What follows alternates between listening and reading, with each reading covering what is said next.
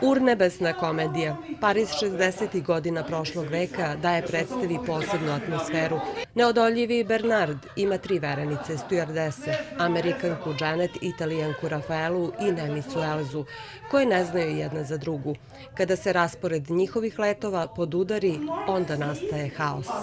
Šta se dešava muškarcu koji se odluči na tako hrabar korak da istovremeno bude sa 3 žene? Imali smo sjajnu saradnju sa koleginicama i kolegama iz Kragujevačkog pozorišta, tako da mislim da smo na zadovoljstvo publike došli do dobrog rezultata.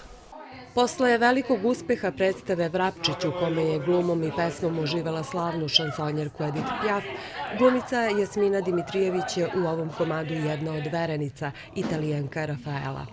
Ono što je meni bilo važno, to mi je uvek zapravo važno kao glumici, da uvek budem različita, biti isti, toga se treba kloniti.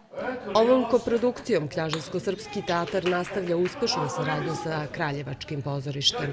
Poučeni prethodnim primerom predstavom koju smo takođe radili sa njima, koja je doživjela veliki uspeh, to je predstava Pidžama za šestoro, koja se igrala na sceni i u Kraljevu i u Kragujevcu, tako da smo se odlučili za isti korak sa istim rediteljem Nenadom Gvozdenovićem i istim piscem Markom Kamelotijom.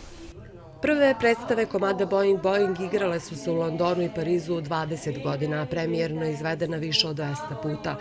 U prvoj repriziji komedije u Knjaževsko-srpskom teatru gledaoci će uživati 25. januara, a karte su rasprodate.